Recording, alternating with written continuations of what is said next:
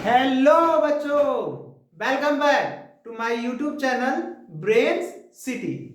चलिए आज हम लोग पढ़ने जा रहे हैं क्लास 10th का फिजिक्स। बहुत ही इंपॉर्टेंट है बच्चों, बहुत ही इंपॉर्टेंट। तो हम लोग सीरीज कॉम्बिनेशन, पैरेलल कॉम्बिनेशन देख चुके थे। उस पे किस किस टाइप का सीबीएसई में ये न्यू पैटर्न पे क्वेश्चंस आएगा वो हम बता चुके हैं और उसका वीडियो भी अपलोडेड है। उसका हम लिंक आपको अपने इस वीडियो के डिस्क्रिप्शन में डाल देंगे, आप लोग देख सकते हैं। ठीक है, आज हम लोग पढ़ने जा रहे हैं एडवांटेज और डिसएडवांटेज ऑफ सीरीज और पैरेलल कॉम्बिनेशन। क्या होता है बच्चे डिसएडवांटेज? देखिए सीरीज कॉम्बिनेशन का बच्चे हमेशा डिसएडवांटेज होता है और पैरेलल का हमेशा एडवांटेज होता है, क्योंकि आज जो है जितने भी होम एप्लियंसेज या डोमेस्टिक वायरिंग में जो यूज हो रहा है कॉम्बिनेशन, वो पैरेलल यूज हो रहा है। क्या हो रहा है? पैरेलल। सीरीज में क्या डिमेरिट था? सीरीज में जो होता था बच्चे, सारे एप्लियंसेस का एक ही स्विच होता था। अगर सोच लीजिए किसी रूम में आपको सोना है, किसी रूम में किसी को पढ़ना है और आपको उस रूम का बॉल को बंद करना है जिसमें सोना है, तो वो सीरीज में संभव नहीं था। अगर एक ही स्विच होता था, अगर टर्न ऑफ करते थे तो पूरा आपके होम एप्लियंसेस का वायरिंग का पूरा करंट ऑफ हो जाता था। मतलब जितना appliances at a time operate हो रहा था वो बंद हो जाता था। आया बात समझ में? लेकिन पैरेलल में क्या है? इस बल्ब को नहीं जलाना है, नहीं जलाना है, इस पंखा को नहीं जलाना है, नहीं जलाना है, सबका सेपरेट स्विच है, सेपरेट, सबका सेपरेट है। ये है।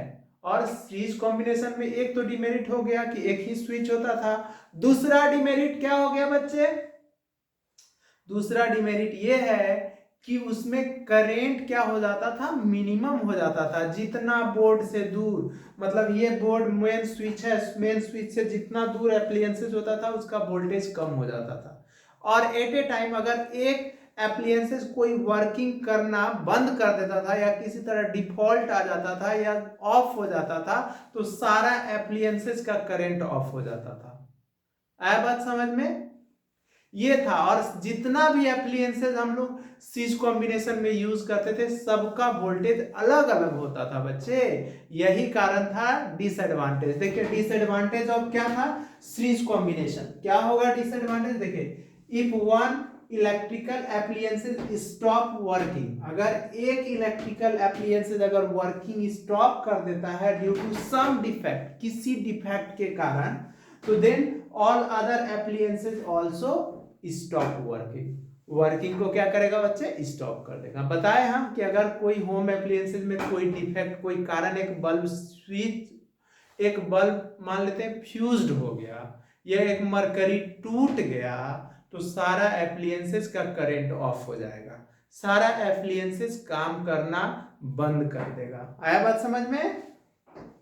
और all the electrical appliances have only one switch. जितना भी इलेक्ट्रिकल एप्लियंसेस है बताए सबका एक ही स्विच होगा, due to which they can not be turn on और ऑफ सेपरेटली। इसी कारण से हम किसी एक एप्लियंसेस को सेपरेट वे में ऑन ऑफ नहीं कर सकते हैं। अगर ऑन ऑफ करेंगे तो सारा एप्लियंसेस का करंट ऑफ हो जाएगा, सारा एप्लियंस अगर ऑन करेंगे तो सारा एप्लियंस ऑपरेशनल हो जाएगा, काम करना चालू कर देगा। आया बात समझ में? अब देखिए in series circuit the appliances do not get the sum same voltage. हम बोले क्योंकि सीरीज कॉम्बिनेशन में बच्चे करंट सेम होता है और वोल्टेज अलग अलग होता है। आया बात समझ में? और सीरीज कॉम्बिनेशन में मिनिमम करंट होता है। क्यों मिनिमम होता है? क्योंकि रेजिस्टेंस होता है, इक्विवेलेंट रेजिस्टेंस होता है, ज्यादा हो जाता है ऑल इंडिविजुअल रेजिस्टेंसेस से। तो वही देखिए in series circuit the appliances do not get the same voltage as that of the power supply line। जितने भी पावर सप्लाई लाइन है उसके वोल्टेज अलग अलग हो जाएगा।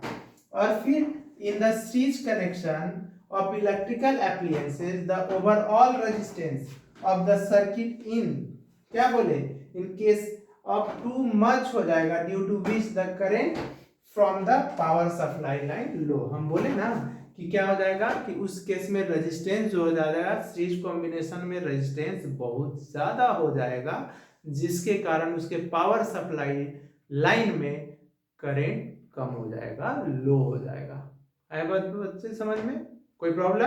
तो देखिए हम लोग डिसएडवांटेज देखे, अब हम लोग क्या देखते हैं? एडवांटेज। पहले हम लोग इलेक्ट्रिक पावर देख लेते हैं, तब आते हैं एडवांटेज ऑफ पैरेलल कॉम्बिनेशन पे। ठीक है, मन लगा के पढ़िए बच्चे। कैसे?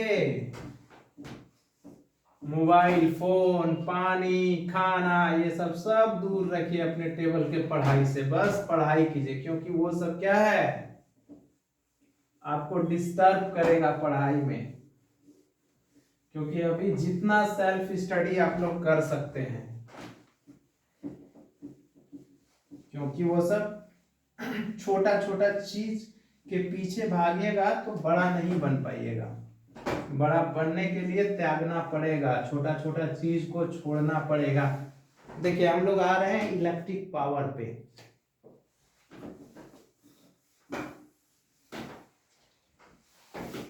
इलेक्ट्रिक पावर पे किस पे बच्चे? इलेक्ट्रिक पावर पे।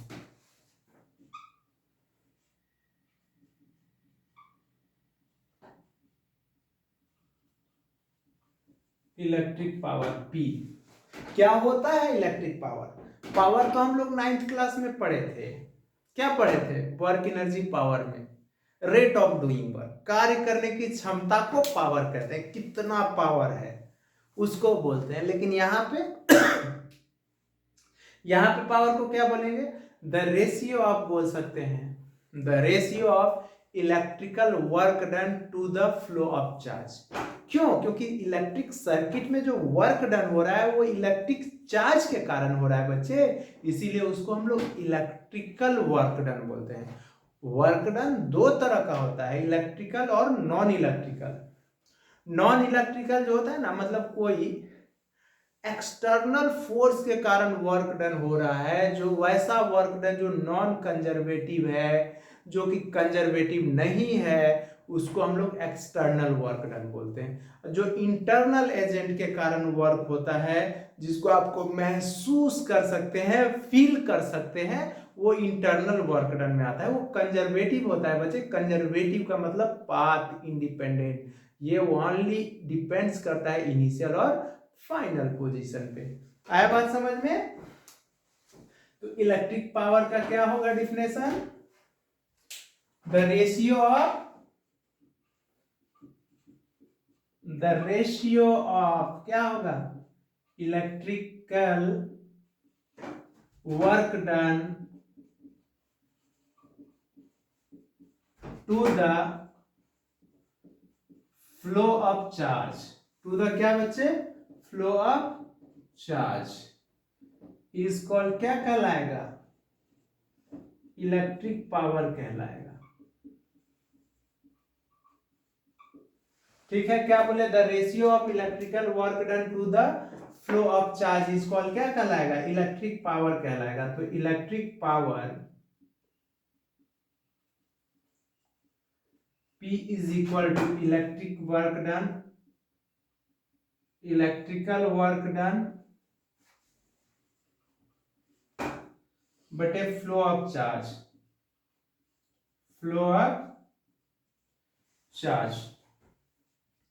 तो P is equal to E बटे क्या होगा बच्चे? Q हो जाएगा। यही होगा ना, E बटे Q कि W बटे Q लिख लेते हैं। क्या लिखेंगे? W बटे Q होगा पक्का। गलती है। क्या गलती है? ये इलेक्ट्रिकल पावर क्या होता है? The ratio of electrical work done to the क्या होता है? टू द टाइम होता है। टू द क्या होता है बच्चे? टाइम टेकन होता है। To the time taken. आप इलेक्ट्रिक पोटेंशियल का डिफिनेशन लिखवा रहे हैं आप लोग। The ratio of electric work done to the क्या बोले? Time taken is called. आया बात समझ में? तो यहाँ पे टाइम टेकन होगा इस तरह, देखिए time taken. Presence of mind अच्छा होना चाहिए बच्चे, सोचना चाहिए कि टीचर गलती लिख रहा है कि क्या लिख रहा है, कौन कौन सही सोच रहा था, थोड़ा सा आप लोग बोलिएगा कौन कौन पकड़ लिया था कि हम गलती लिखे थे, थोड़ा कमेंट में बताइएगा। तो देखिए P बराबर क्या हो गया, W/T हो गया, क्योंकि इलेक्ट्रिक पोटेंशियल होता है वर्क डन बटे चार्ज, फ्लो ऑफ चार्ज। आया बात समझ में। और इलेक्ट्रिक पावर क्या होता है, P is equal to W/T होता है बच्चे। तो SI यूनिट क्या होगा, SI unit of electric power, electric power क्या होगा, SI यूनिट इलेक्ट्रिक पावर का, P इज इक्वल टू क्या होगा बच्चे बताइए, P इज इक्वल टू, तो SI यूनिट ऑफ W मतलब SI unit of work done बटे SI unit of time, SI unit of time. तो वर्क डन का SI यूनिट क्या होता है, जूल बटे सेकेंड। इसी को हम लोग जूल बटे सेकेंड को वाट बोलते हैं, 1 वाट बोलते हैं, इसको W से डिनोट करते हैं। आया बात समझ में। फिर से हम लोग एक बार रिकॉल कर लेते हैं, सोच लेते हैं। देखिए हम बोले इलेक्ट्रिक पावर क्या होता है, तो हम बोले द रेशियो ऑफ, क्या होता है, the ratio of electrical work done to the time taken is equal, क्या कहलाता है, इलेक्ट्रिक पावर कहलाता है। Electric power P is equal to electrical work done by time taken होता है, तो P is equal to W/T होता है। SI unit of electric power P is equal to क्या होता है, SI unit of work done बटे SI unit of time. तो वर्क डन का ऐसा यूनिट जूल हो गया, टाइम का सेकंड, जूल बटे सेकंड, उसी को वाट बोलते हैं या 1W बोलते हैं। क्यों बच्चे, देखिए लाइफ में पढ़ते आप लोग क्यों हैं, पढ़ाई करने का मतलब है अच्छा इंसान बनिए। देखिए छोटा छोटा चीज के पीछे पड़े रहिएगा ना, छोटा छोटा चीज के पीछे, तो लाइफ में कभी आगे नहीं जाइएगा। छोटा चीज को त्याग के देखिए, आगे जाना है तो। मतलब देखिए आज राम जी अयोध्या नहीं छोड़े होते, क्या बोले, राम जी अयोध्या नहीं छोड़े होते तो आज वो क्या कहलाते, राजा राम कहलाते या युवराज राम कहलाते। लेकिन आज हम लोग मर्यादा पुरुषोत्तम राम बोलते हैं या भगवान बोलते हैं। वो भी इंसान थे लेकिन अपना कर्तव्य से वो महान बने। क्यों, क्योंकि जब उनका 14 साल का वनवास सुनाया गया तो वो देखिए वो मैच्योर माइंड था। क्यों मैच्योर माइंड था, भगवान थे वो, कैकेयी के बात को समझ गए थे। क्योंकि जब वक्त आपके साथ कोई चीज ना, मतलब आपको प्रॉब्लम दे, आपको मान लेते हैं टेंशन दे, बाधा दे कोई काम में, तो सोच लीजिए वक्त आपको महान बनाने वाला है, बहुत आगे लेके जाने वाला है, आपको पहचान देने वाला है।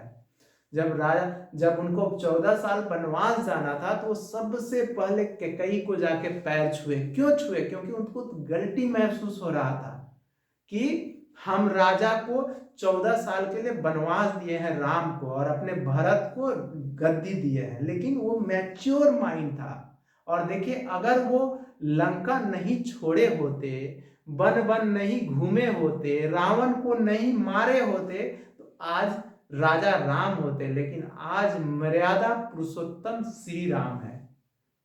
तो त्याग तो करना पड़ेगा, महान बनने के लिए कुछ तो छोड़ना पड़ेगा। अभी एग्जाम का टाइम है बच्चे, मोबाइल फोन छोड़ दीजिए, मत यूज कीजिए।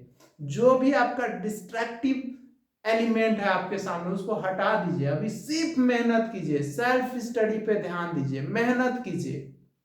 हर चीज कर सकते हैं मेहनत से, सेल्फ स्टडी से। क्यों, देखिए लड़का होना बहुत बड़ी बात है। क्यों, क्योंकि हम लोग लड़का है। लड़का मतलब क्या, लड़का देखिए, लड़का स्मार्टनेस लड़का का नहीं देखा जाता है। आपके मम्मी का कर्ज, पापा का इलाज, बहन का शादी, सब लड़का का ही जिम्मेवारी होता है। घर का सारा टेंशन, बहन का शादी, हर चीज लड़का पे ही होता है। स्मार्टनेस नहीं देखा जाता है। 15-20 साल बाद लड़का का पैसा दिखा जाएगा कि सैलरी क्या है तुम्हारा। इसी कारण से आप कभी भी लगे कि हम स्मार्ट हैं, घमंड आ जाए, तो दर्पण के सामने, शीशा के सामने खड़ा होकर ये बोलेगा कि हम लड़का हैं। इसीलिए मेहनत कीजिए, पढ़ाई कीजिए। ये मत देखिए कि हम स्मार्ट हैं, क्या है, फोन है, महंगा फोन है, ये है, कुछ नहीं बच्चे, पढ़ना तो पड़ेगा। क्यों? देखिए, अगर बहुत गरीब बच्चा जब पढ़ाई करता है ना, गरीब बच्चा जो जो सेल्फ स्टडी करता है, बहुत ऐसा बच्चा, बच्चे पटना चले जाइए, कोटा चले जाइए, उसको मंथली का अगर खर्च 3,000 रुपया है ना, तो उसके मम्मी पापा उसको 2,000 ही किसी तरह जुटा के दे पाते हैं। वो भी कैसे? किसी के घर में उसके पापा नौकरी करते हैं या किसी के खेत में जाके कुदाल चलाते हैं। क्योंकि हम लोग मान लेते हैं ना बच्चे, हम लोग यूट्यूब से, टीचिंग से मान लेते हैं एक दिन में 1,000 2,000 कमा लेते हैं, लेकिन वो बेचारा एक 500 रुपया का नोट वो लोग को 2 दिन में नसीब होता है, 2 दिन में कमाता है।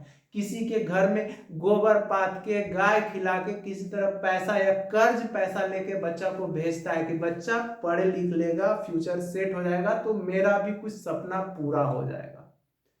आया बात समझ में? तो देखिए, जब जो बच्चा पॉजिटिव वे में सोचना चाहिए। अगर 3,000 रुपया आपको चाहिए और आपको 2,000 रुपया मिल रहा है, तो आप सोच लीजिए कि आपके मम्मी पापा तो आधा काम आपको कर दिए सफल होने के लिए। वही तो आपका सफलता का राज है कि 2,000 रुपया मिल रहा है, 1,000 नहीं मिल रहा है। समझ रहे हैं ना मेरे बात को? तो आप मेहनत करेंगे, पढ़ेंगे, और जिसका देखिए, जिसके पापा जिसको 3,000 रुपया खर्चा है, उसको 5,000 6,000 जा रहा है, और जिसका दोस्त बनने लगे, जिसको पॉकेट खर्चा के लिए पैसा आने लगे, वो लाइफ में कभी सफल नहीं होगा बच्चे, कभी सेटल नहीं होगा। आप देख लीजिए, इतिहास गवाह है। क्यों इतिहास गवाह है? कहावत ही है, डॉक्टर एपीजे अब्दुल कलाम ले लीजिए, लोग कहा गया है, जिस जिस पे जग हंसा है, इतिहास उसी ने रचा है। जितना एवरेज आदमी है वही तो आज राजा है, आज साइंटिस्ट है, जिसको दुनिया गलत नजर से देखता है, पागल है, क्या करेगा, हाफ दिमागी है, साइको है, क्या करेगा। देखिए, आइंस्टीन देख लीजिए, न्यूटन देख लीजिए, थॉमस अल्वा एडिसन देख लीजिए। थॉमस अल्वा एडिसन को यहाँ तक कि बोल दिया गया कि तुम कुछ नहीं लाइफ में कर सकते, तुमको अच्छा इलाज का जरूरत है। अरे कोई भगवान तो नहीं ना है, भगवान के हाथ में है किसको महान बनाना है, किसको नीचे लाना है। इसीलिए आप लोग मेहनत कीजिए। तो मेहनत, तो देखिए, इलेक्ट्रिक पावर क्या होता है? The ratio of electrical work done to the time taken is called, क्या कहलाएगा? इलेक्ट्रिक पावर कहलाएगा। तो electric power is equal to electric work done by time taken, तो P is equal to W/T। ऐसा unit of electric power जो होगा, ऐसा unit of work done बटे ऐसा यूनिट ऑफ टाइम, मतलब जूल्स पर सेकेंड, उसी को वाट बोलेंगे। तो हम लोग देख लेते हैं, डिफाइन 1 वाट।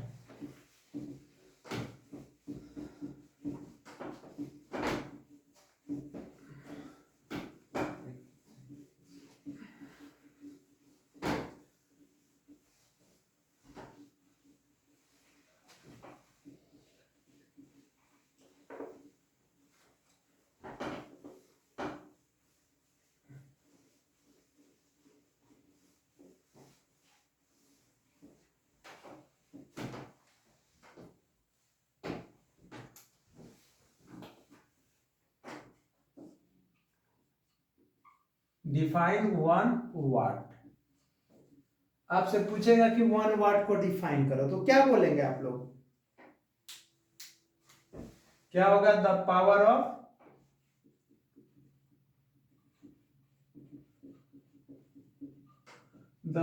ऑफ वन वाट, क्या बोले? Sorry, the power of 1 watt is a rate of working, is a rate of working, क्या बोले? द पावर ऑफ क्या बोले बच्चे? The power of 1 watt is a rate of working of क्या? 1 joule per second, of 1 joule per second. तो देखिए, तो 1 watt is equal to 1 joule per second, इसी को बोलेंगे हम लोग। और ये भी याद रखिए बच्चे, 1 HP, 1 horse power, is equal to 746 watt होगा। अब 1 किलो वाट बराबर 1000 वाट होगा, यानी 1000 जूल पर सेकेंड। मतलब ये याद रखिए, कोई भी चीज, कोई एप्लियंसेस का रेटिंग है, जिसे आप जाते हैं बैटरी ही लेने या बल्ब लेने जाते हैं, बल्ब पे 100 वोल्ट लिखा हुआ है या 100 वाट लिखा हुआ है पावर। 100 वाट पावर का मतलब क्या है बच्चे? क्योंकि वो 100 जूल एनर्जी कंज्यूम्ड कर रहा है 1 सेकेंड में, उसी को 100 बोलते हैं। समझ रहे ना? हम लोग 25 वाट लेते हैं, 25 वाट का कोई बल्ब लेते हैं, 5 वाट का बल्ब लेते हैं, तो 5 वाट का मतलब क्या? 5 जूल पर सेकेंड वो एनर्जी को कंज्यूम कर रहा है। यही कारण है कि कहीं भी बाहर जाना चाहिए तो अनऑफिशियली क्या करना चाहिए? बल्ब, एप्लियंसेस कोई भी ऑन नहीं रखना चाहिए, उसको ऑफ करके जाना चाहिए, क्योंकि एनर्जी, वाटर, ये सब को सेव कीजिएगा तो लाइफ भी क्या होगा बच्चे? सेव होगा। क्योंकि एनर्जी आप जानते हैं लिमिटेड अमाउंट में है, एक ऐसा समय आएगा कि एनर्जी मिलेगा नहीं। इसी कारण से हम लोगों को एनर्जी को, वाटर को सेव करना चाहिए, बचाना चाहिए। ठीक है, तो देखिए द पावर क्या हो गया? तो पावर और 1 वाट क्या हो गया? जूल पर सेकेंड हो गया। तो 1 HP तो horse power.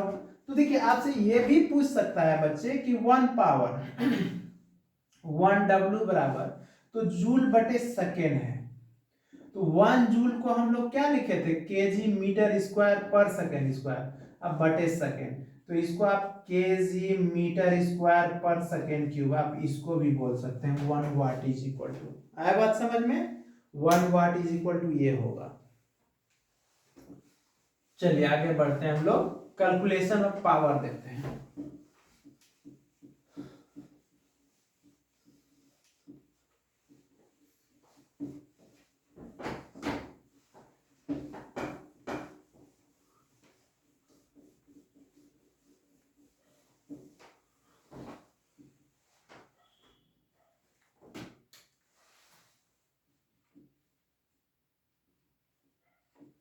Calculation of power,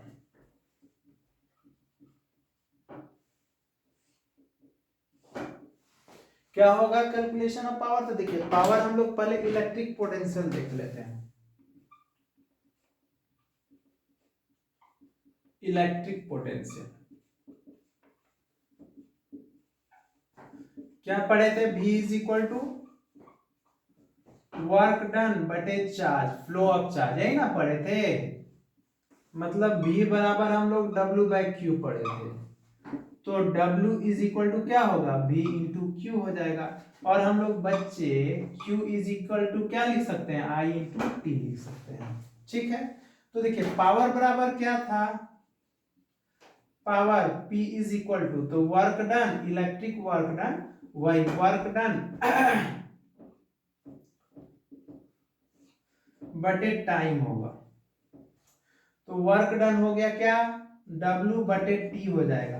तो W के जगह पे हम लोग कितना लिख सकते हैं? BQ, अब बटे टी, यहाँ पे यूजिंग क्या लिखेंगे? Using W is equal to V into Q, और फिर लिखेंगे Q के जगह पे क्या लिखेंगे? I इंटू टी लिखेंगे, तो ये हो जाएगा VIT अब बटे टी, ये कैंसिल हो जाएगा, तो ये हो जाएगा VI। तो electric power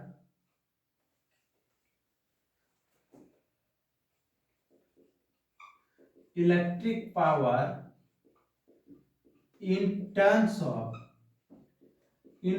of V and I क्या आ गया? तो P is equal to VI आ गया, ये VI हो गया। तो ये फर्स्ट पावर हो गया, फर्स्ट फॉर्मूला ऑफ पावर हो गया, ये VI हो गया, जहां पे where P is equal to क्या हो गया बच्चे? इलेक्ट्रिक पावर हो गया, B is equal to electric potential हो गया, और I is equal to electric current हो गया। ठीक है, ये हो गया। अब देखिए हम लोग electric power in terms of I R देख लेते हैं। किसमें देखेंगे? I इंटू आर देखेंगे।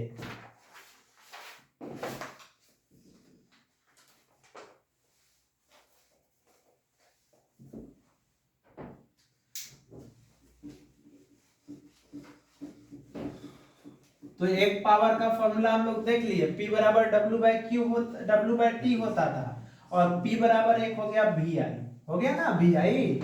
तो V डायरेक्टली प्रोपोर्शनल टू क्या हो जाएगा बच्चे, I।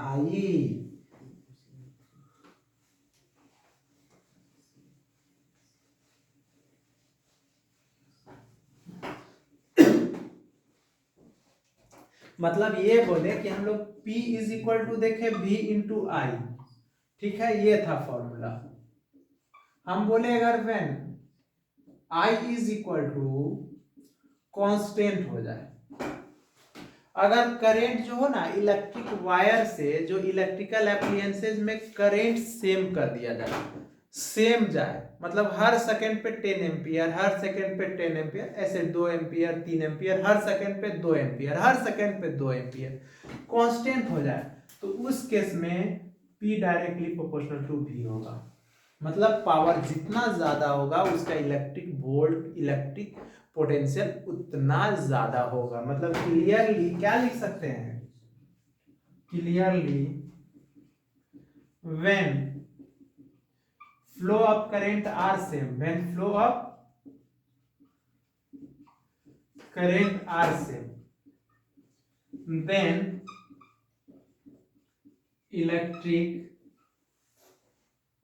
electric power is directly proportional to the electric potential, ये हो जाएगा। ठीक है, अब अगर मान लेते हैं व्हेन, इस बार V is equal to constant हो जाए बच्चे, क्या हो जाए, V को कांस्टेंट हम लोग कर दे, इस बार ये कांस्टेंट हो जाए, तो दैट इज कहने का मतलब P डायरेक्टली प्रोपोर्शनल टू क्या हो जाएगा, I हो जाएगा। तो यहां पे लिखेंगे क्या, clearly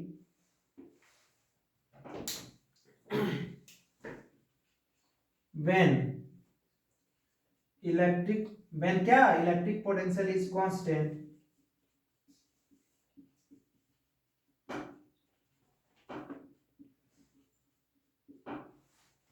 then electric power is directly proportional to electric current। आ गया बात समझ में, ये बात तो समझ में आ गया कि अगर एक कांस्टेंट होगा तो दूसरा दूसरे के डायरेक्टली प्रोपोर्शनल हो जाएगा। इसका ग्राफ भी आप लोग ड्रॉ कर सकते हैं, लेकिन उतना आप लोग को पढ़ना नहीं है। चलिए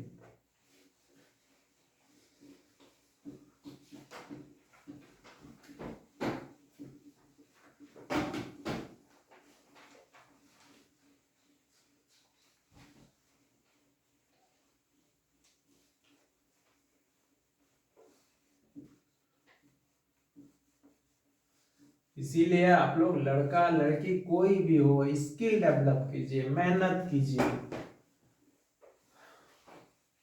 पढ़ाई के साथ साथ स्किल डेवलप कीजिए। ये नहीं कि खाली इंस्टा व्हाट्सएप फेसबुक पे रील्स देखिए, चैटिंग कीजिए, मत कीजिए वो सब।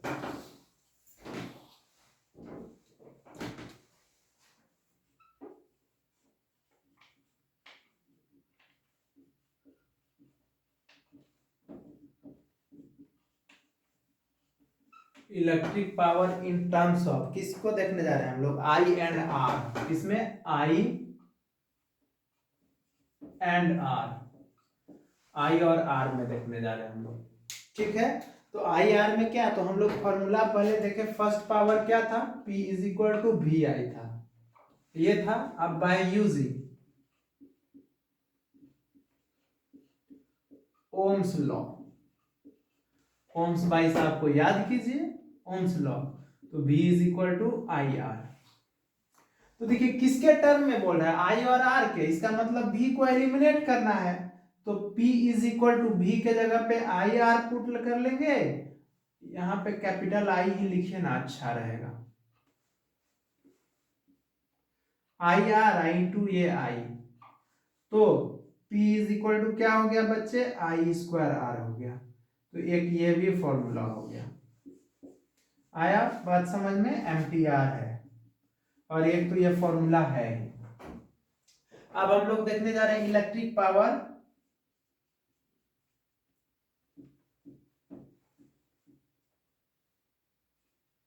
इलेक्ट्रिक पावर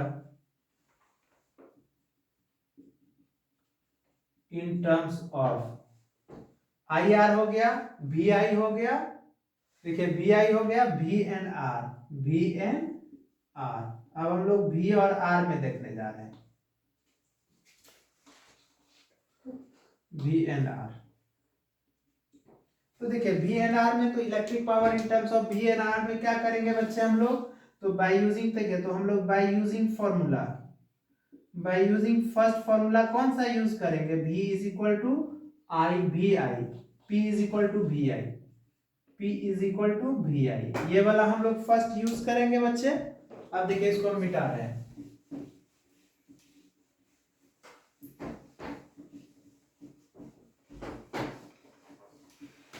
तो देखिए P is equal to V I हो गया। आया बात समझ में? अब हम लोग क्या करेंगे? By using Ohm's law, by using Ohm's law,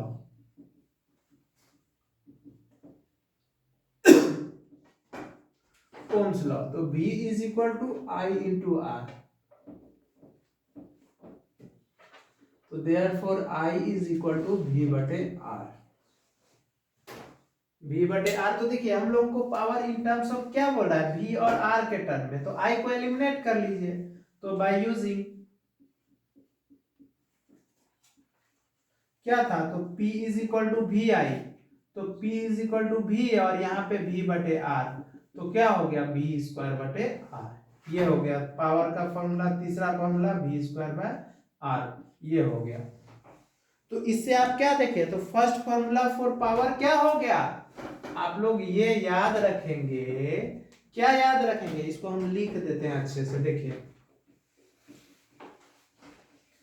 चलिए यहां से तो हम लोग ये देख लिए तीनों फॉर्मूला।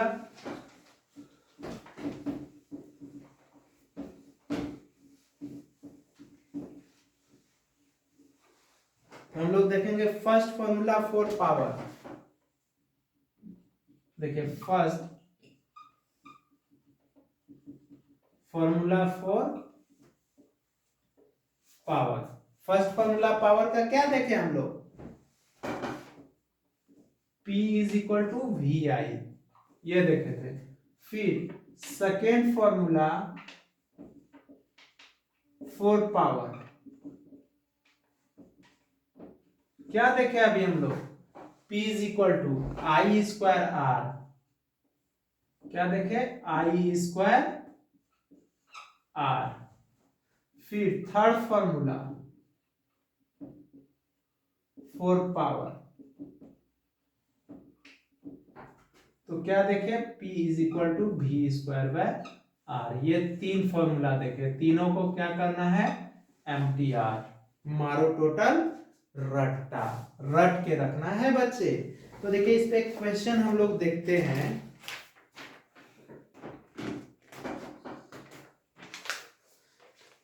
इस पे क्वेश्चन थोड़ा इजी आएगा। जैसे एक क्वेश्चन एनसीईआरटी का आप लोग से पूछ देगा बच्चे, which of the following does not represent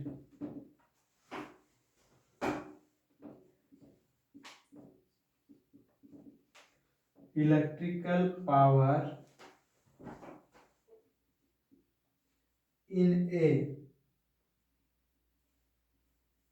circuit. A में दिया हुआ है आई स्क्वायर आर, बी में आई आर स्क्वायर, सी में वी आई और डी में वी स्क्वायर बाय आर। क्या होगा बच्चे? देखिए ये क्वेश्चन हम आप लोग से कॉमोडिटी में पूछे हैं, बहुत बच्चा गलती दिया हुआ इसका आंसर दिया है बच्चे, बहुत 33%, 33% समझ लीजिए, इतना easy question which of the following does not represent the electric power in electric circuit. तो देख लीजिए यही तीन फॉर्मूला है ना बच्चे, तीन के अलावा जो मिल रहा है वो रिप्रेजेंट नहीं करेगा। फर्स्ट फॉर्मूला वी आई है, वी आई है, सही है। सेकेंड फॉर्मूला क्या है, आई स्क्वायर आर है। और थर्ड फॉर्मूला क्या है, ये है। तो तीन फॉर्मूला होता है। तो क्वेश्चन बोल रहा है विच of the following does not represent the electric power, ये नहीं कर रहा है इलेक्ट्रिक पावर को, ये करेक्ट ऑप्शन है। आए बात समझ में, ये करेक्ट है। देख लीजिए आई स्क्वायर आर है क्या, आई आर स्क्वायर नहीं है। चलिए एक क्वेश्चन और लेते हैं हम लोग एनसीईआरटी का।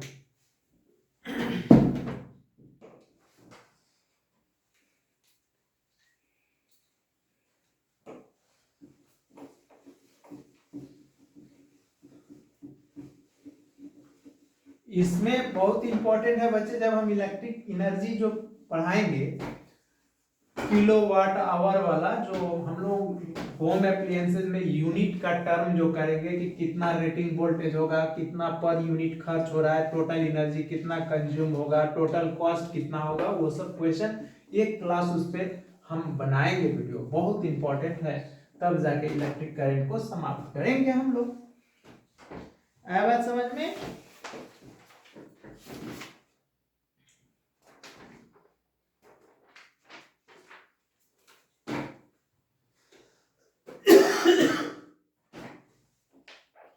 थोड़ा मेरा तबीयत खराब था बच्चे, इसी कारण से आप लोग को 2-3 दिन से वीडियो नहीं मिल पा रहा था। सॉरी, आपसे आप लोग को मिलेगा। हम आप लोग को बोलते थे अच्छे से केयर रखिए, और मेरा तबीयत खराब हो गया क्योंकि क्लासेज होता है 11th-12th का, ऑफलाइन क्लास भी होता है बच्चे।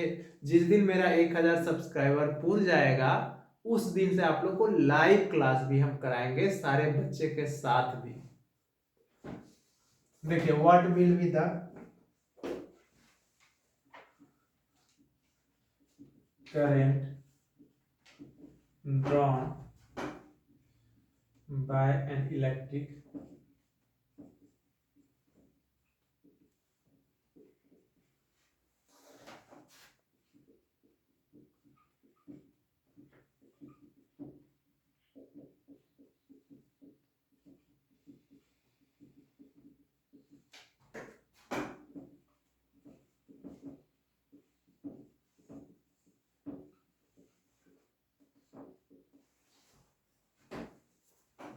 देखिए कह रहा है what will be the current drawn by an electric bulb of 40 watt when it is connected to a source of 220 volt. एकदम इजी है बच्चे, जो डाटा दिया हुआ है पहले लिख लीजिए, गिवन कर लीजिए। क्वेश्चन चिल्ला चिल्ला के बोलता है कि हम बन जाएंगे, बस थोड़ा फील कीजिए, फीलिंग लाइए, फील कीजिए। जिस दिन फील करने लगेगा क्वेश्चन का इमोशन को समझने लगेगा, उस दिन से आप लोग से क्वेश्चन बनने लगेगा। क्योंकि आप लोग अभी इमोशन दूसरे के इमोशन के समझने में लगे हुए हैं, कभी क्वेश्चन का इमोशन समझिए। देखिए यहाँ पे गिवन करंट ड्रॉन बोल रहा है कि आई निकाल दो बच्चे, बता दो आई क्या होगा, बड़की आई लिखिए ना। बोल रहा है बता दीजिए, बोल रहा है कि जिसमें पावर कितना है 40 वाट रेटिंग है, और कितना सोर्स है पोटेंशियल का 220 वोल्ट है। तो बाय यूजिंग फर्स्ट फॉर्मूला, कौन सा फर्स्ट फॉर्मूला ऑफ पावर क्या था, P is equal to V I. तो P 40 दिया हुआ है, V कितना दिया हुआ है 220, और I नहीं पता है। तो therefore I is equal to 40 बटे 220, दो कैंसिल, 2 से कर लीजिए ना 11 और 2 बटे 11 एम्पियर, 2 बटे 11 एम्पियर मतलब 0.18 एम्पियर, 0.18 एम्पियर। ये हो गया आंसर, ठीक है। देखिए आ गया बात समझ में, गिवन था हम लोगों को। तो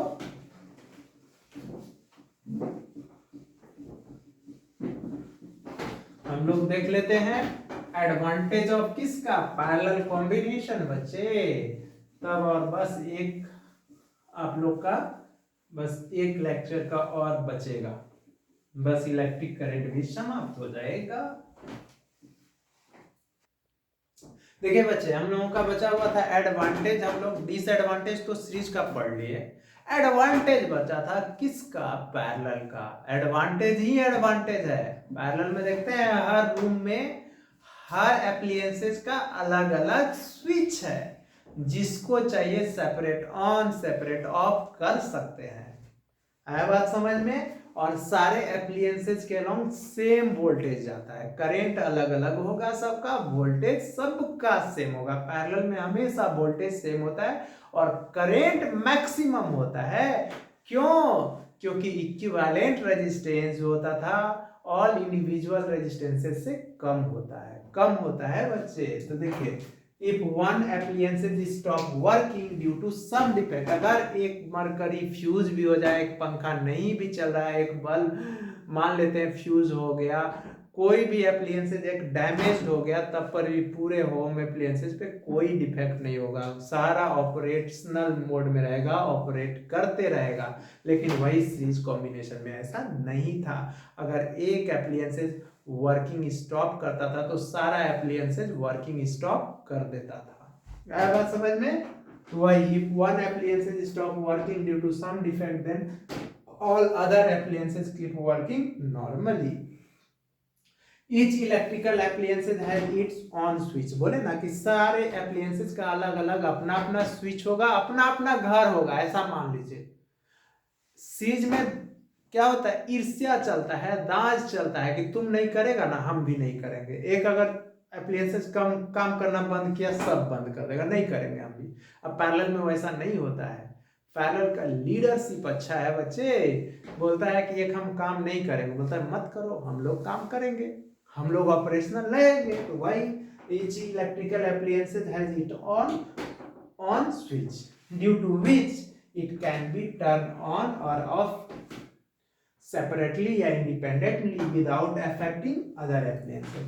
In parallel circuit, each electrical appliances get the same voltage होगा। बोले थे ना सेम वोल्टेज 220 वोल्ट होगा बच्चे।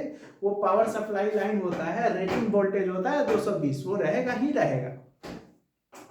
In the power connection of electrical appliances, the overall resistance of electric household circuit is reduced हो जाएगा, due to which the current from the power supply is high।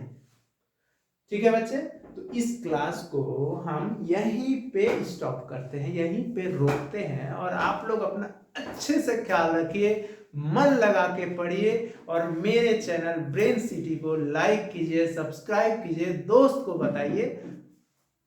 ठीक है, अच्छे से पढ़िए। Best of luck.